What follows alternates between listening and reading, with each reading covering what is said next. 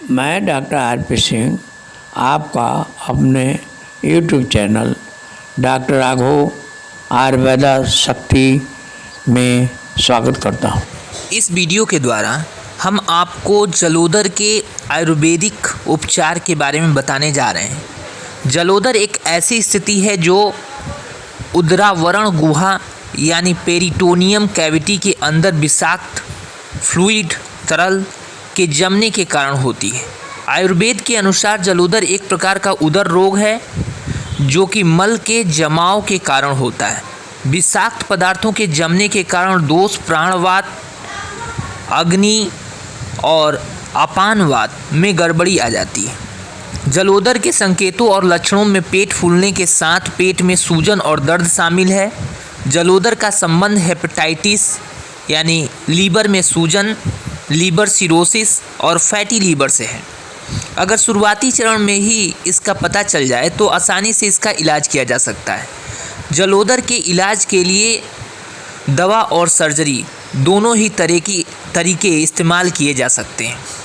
इसके उपचार का प्रमुख कार्य पेट से विषाक्त पदार्थों को हटाना है। ऐसा पंचकर्म थेरेपी में से एक नित्य मृदु विरेचन यानी रोज हल्के रेजक का इस्तेमाल करना की मदद से किया जाता है। पुनर्वा जैसी जड़ी बूटी मरीज के पेशाब में वृद्धि की जाती है। अन्य जड़ी बूटियों जैसे कि पिपली और हरितकी की भी सलाह दी जाती है। जलोदर के इलाज में आयुर्वेदिक मिश्रणों जैसे कि श्वेत पर्पट, एक हर्बल मिनरल मिश्रण और आरोग्यवर्धिनी वटी का इस्तेमाल किया जाता है। कुछ गंभीर मामलों में सर्जरी की सलाह भी दी जाती है। इस बीमारी के लक्षणों को नियंत्रित करने के लिए आयुर्वेदिक चिकित्सक आहार से संबंधित नियमों का सख्ती से पालन करने और नियमित उपचार की सलाह देते हैं। पेरिटोनियल कैविटी में विषाक्त फ्लूइड के जमने के कारण जलोदर होता है। इसकी वजह से लीवर से पित्त रस के स्राव में रुकावट आती है, जिसके कारण लीवर बढ़ने की समस्या हो जाती है। अधिकतर मामलों में लीवर डिस्फंक्शन या लीवर सिरोसिस के कारण भी जलोदर की शिकायत होती है। 8 प्रकार के उदर रोगों में से एक जलोदर है। उदर रोग गंदगी जैसे कि मल, पेशाब और पसीने के शरीर में जमने के कारण उत्पन्न होते हैं। इसके अलावा असंतुलित दोष के बढ़ने की वजह से खराब पाचन और मेटाबॉलिज्म के धीमे होने की समस्या से होते हैं। विषाक्त पदार्थों के जमने का प्रमुख कारण कब्ज है। इसी तरह जहां ज़्यादा पानी पीने से पाचन और खबरा हो सकता है। इसकी वजह से प्राणवात, अग्नि और अपानवात को खराब करने वाले दोष का जमाव होने लगता है। पेट के निचले बाएं हिस्से और ड्यूोडेनम में कफ के कारण वात अवरुद्ध हो जाता है, जिससे पेरिटोनियम में फ्लूइड जमने लगता है और पेट फूलने की समस्या होती है। जलोदर के प्रमुख संकेतों और लक्षणों में पेट दर्द, बहुत ज़्यादा प्यास लगना, सांस लेने में दिक्कत और गुदा में डिस्चार्ज होना शामिल है। पेट पर हाथ लगाने पर थुलथुला महसूस होना। इस स्थिति का तुरंत इलाज करने की ज़रूरत होती है, क्योंकि अगर फ्लूइड पेरिटोनियम में जमना शुरू हो गया तो जलोदर का इलाज मुश्किल हो जाएगा। जमा हुआ फ्लूइड दोष को द्रव में बदल देना और इसके कारण जोड़ों में चिपचिपापन पैदा होता है। फ्लूइड के जमने के कारण पेट का आकार गोल हो जाता है और पैरों में सूजन के कारण पेट पर रक्त वाहिनिकाओं के नेटवर्क को देखा जा सकता है। पुनर्वा पिपली, त्रिटू, पिपली ग्रंथ, सुंथी यानी सोट और मरीच, काली मिर्च का मिश्रण, त्रिफला, आमलकी, चित्रक एवं तिल के तेल से युक्त आयुर्वेदिक औषधियों से शुरुआती अवस्था में जलोदर को आसानी से ठीक किया जा सकता है। इस बीमारी को शुरुआती अवस्था में नियंत्रित करने में फ्लूइड रेगुलेशन और डाइट कंट्रोल बहुत उपयोगी है। इसके उपचार में दीपन यानी भूख बढ़ाने और पाचन में सुधार पर ध्यान दिया जाता है। पंचकर्म में से शोधन यानी शुद्धिकरण के लिए स्वेदन, पसीना लाने की विधि और नित्य मृदु विरेचन की सलाह दी जाती है। स्नेहन मजबूत व्यक्ति को ही स्नेहन की सलाह दी जाती है। आमतौर पर जलोदर की स्थिति में पेट फूलने और दर्द होने की वजह से स्नेहन कर्म नहीं किया जाता। कफ दोष के असंतुलित होने की स्थिति में भी इसकी सलाह नहीं दी जाती। जलोदर की स्थिति में प्रमुख उपचार से पहले स्नेहन किया जाता है, जिसमें वात दोष को साफ करने के लिए तेलों से शरीर की मालिश की जाती है। जलोदर के उपचार के लिए स्नेहन में नारायण तेल और दशमूल तेल का इस्तेमाल किया जाता है। एक बार में स्नेहन कुल 15 से 35 मिनट के लिए किया जाता है। उपचार के बाद ठंडे मौसम में चलने, यौन क्रिया और ज़्यादा तेज बोलने से बचते हैं। स्वेदन पूर्व उपचार प्रक्रिया भी, जिसे प्रमुख उपचार से पहले किया जाता है। जलोदर में परिसंचरण नाड़ियों में अवरोध के कारण जमा विषाक्त पदार्थों को हटाने के लिए स्वेदन किया जाता है। इस चिकित्सा में हर्बल काढ़े की भाप के जरिए पसीना लाया जाता है। ये चिकित्सा आयुर्वेदिक चिकित्सक की देखरेख में की जानी चाहिए और थेरेपी के ब्लड प्रेशर एवं पल्स रेट मॉनिटर करते रहना चाहिए। विरेचन में शरीर में अमा यानी विषाक्त पदार्थों को निकालने के लिए दस्त लाए जाते हैं। जलोदर की स्थिति में नित्य मृदु विरेचन की सलाह दी जाती है। हल्के रेचक जैसे कि अरंडी का तेल पेट से अमा को निकालने के लिए रोज़ दिया जा सकता है। इस प्रकार पेट से जमा विषाक्त पदार्थ साफ होते हैं। रोज़ रात को खाने के बाद दंती का तेल भी सैंधव लवण यानी सेंधा नमक के साथ दिया जा सकता है। कब्ज दूर करने के लिए रोज़ हल्के दस्त करवाए जाते हैं, जिससे अमा के जमने की समस्या से बचा जा सकता है। रेचक के लिए कुटकी का भी अरंडी के साथ बहुत इस्तेमाल किया जाता है।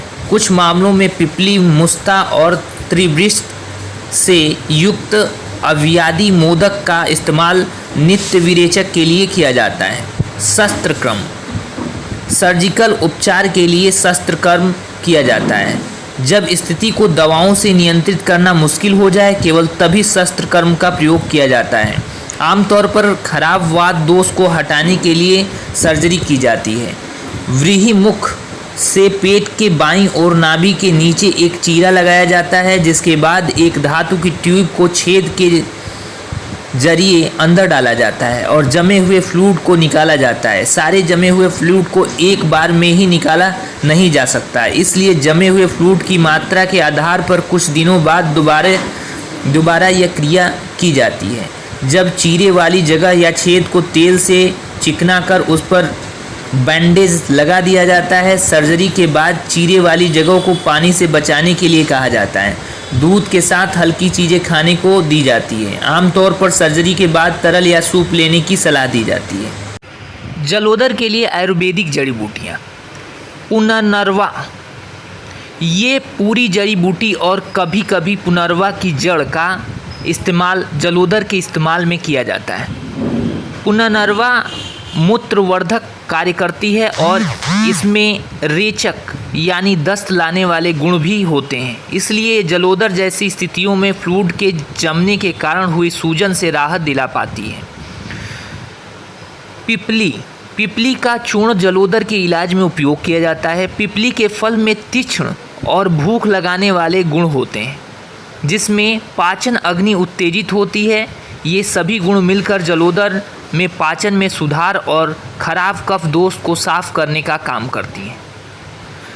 हरितकी, जलोदर के इलाज में हरितकी का फल उपयोग किया जाता है। हरितकी पाचन में सुधार लाती है। इसके हल्के रेचक प्रभाव के कारण ये शरीर से मल को निकालने में मदद करती है।